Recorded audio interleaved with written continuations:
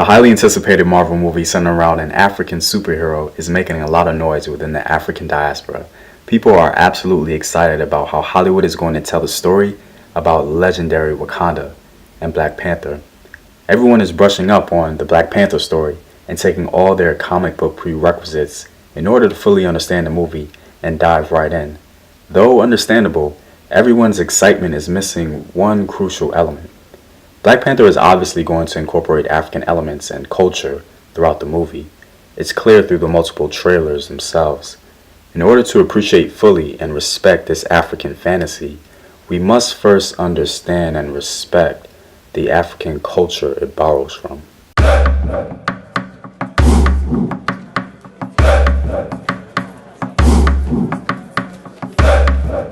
What up, African world? It's your boy HomeTeam here. I'm back at it with another video of African history, culture, and worldview. And remember, you can support the HomeTeam on Patreon to gain full access to exclusive videos, full history courses, and all sources. Just click the link on the description box below. Anyway, today we're going to talk about the 5 things you need to know about African history before watching Marvel's Black Panther. Now, there's a lot of visual aspects in the Black Panther trailer that obviously borrows from African culture, and if we get a better understanding of it, we can allow the agency of African people to illuminate further in all the excitement. Now, there are several aspects to the Black Panther story that can be seen throughout African history in general, especially when it comes to the continent harboring some of the planet's most valuable resources. Once we understand the cultural African visuals throughout the movie, we will definitely view it from a completely different perspective, and some may even appreciate it more. That's essentially the point of this list.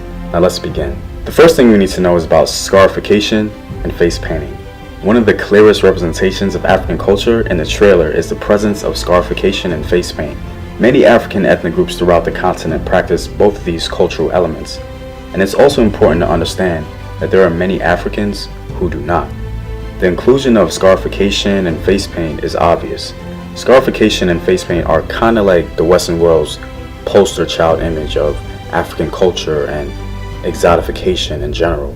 So in essence, it wasn't enough just to include black people in Africa.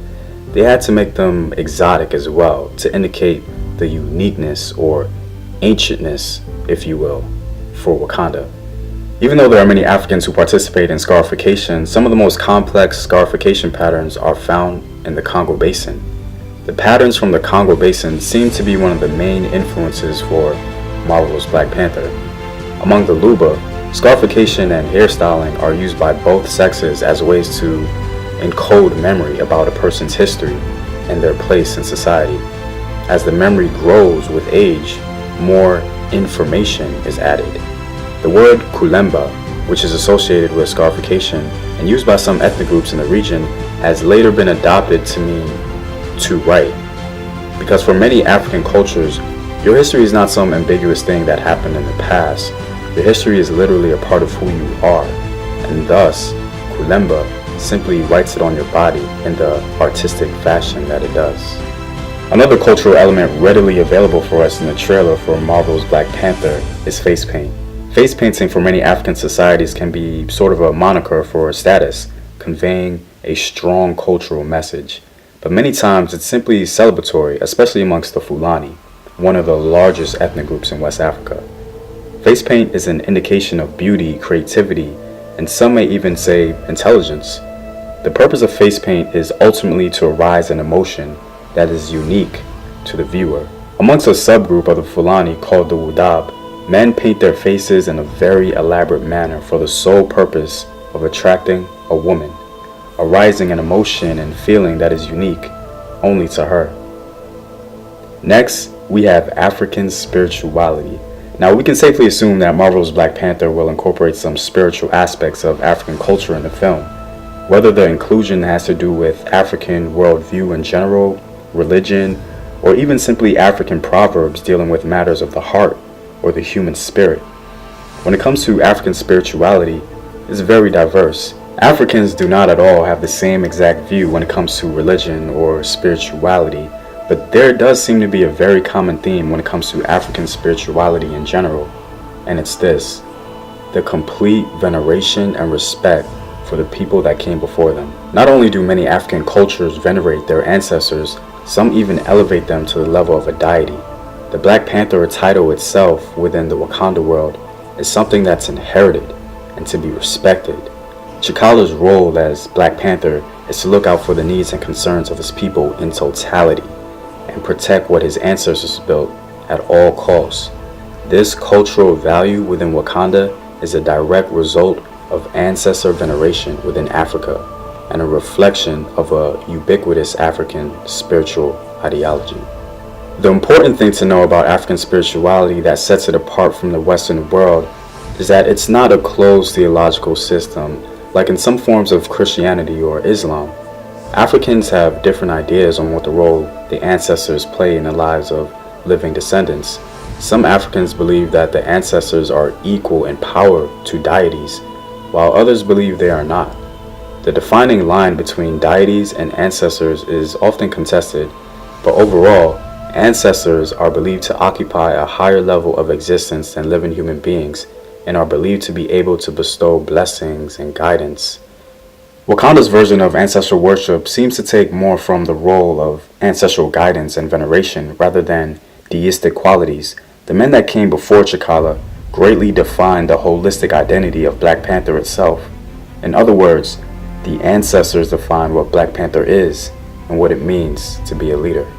Another message of this particular African spiritual understanding is that the moral code inherited from the ancestors is the truest conqueror of all, and abiding by it will give you total victory.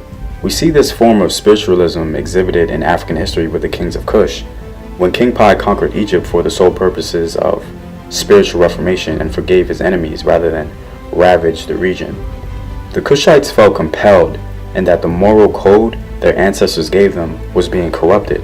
Thus, they had to realign things back in spiritual order. They believed it was their moral duty to uplift and advance a higher moral standard, even in the face of danger. In more ways than one, we conquer you through our morality. And Wakanda borrows from this African spiritual understanding. The next thing we need to know about African history is centered around technological advancement. Wakanda is largely based on Bantu civilization and social structure. It's actually pretty obvious, especially with a name like Wakanda. The location of Wakanda has varied over time, but it's more consistently located around southeastern Africa. We all know that Wakanda is praised for being technologically advanced. Now, some of you might be thinking, what's so special about the technology in this region of Africa? Well, the greatest stone structures built south of the Sahara is not in West Africa, it's in southern Africa, in modern-day Zimbabwe.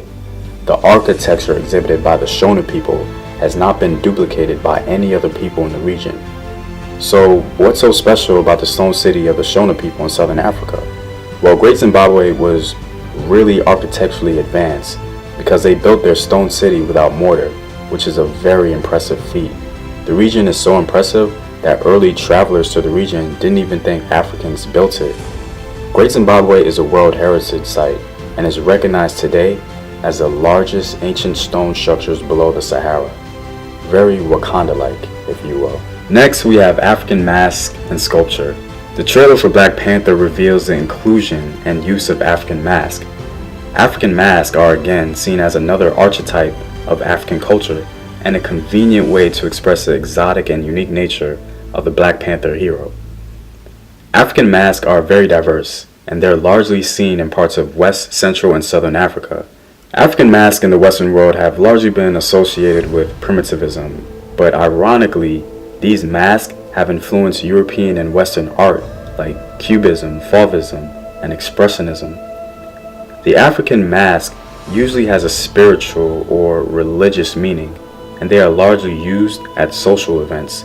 Though the meaning of African mask can vary, in most traditional African cultures, the person who wears the mask loses their human identity and turns into the spirit represented by the mask itself. In other words, by putting on the mask, you become a superhuman agent, not bound by the limits of the human dimension. In many ways, the Black Panther costume can be seen as a mask, as T'Challa puts on the spirit of his ancestors as they gave him the power to achieve superhuman feats. Also, the existence of high civilization in Africa was presented through the sculptures of the Benin Empire, which single-handedly changed the view of African people in general throughout the world. And last but not least, the one thing we must know about African history before watching Black Panther is a brief history on African military. The trailer for Black Panther very clearly shows battle scenes and African fighting styles and weaponry and such. The Western world rarely associates genius with any African military throughout history. African empires collectively thwarted many attempts from outside Asians. For example, the Mali Empire versus the Portuguese when Mandinka defeated the Portuguese when they raided the coastline attempting to enslave the inhabitants. Also, the Kushites of ancient Nubia, who maintained their independence against the Assyrians, Persians, and Romans. These nations and empires didn't fall from the outside, but from within, from other African enemies.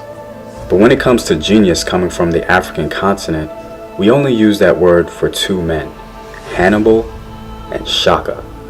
And since Wakanda's Black Panther is associated with Bantu society, we're going to go with Shaka and a Zulu. Some scholars proclaim that Shaka single-handedly changed the nature of warfare in southern Africa with his innovation.